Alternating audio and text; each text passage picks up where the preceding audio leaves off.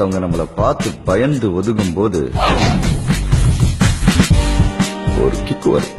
அதை மட்டும் அனுபவிச்சிட்டோம், அவ்வளவுதான்.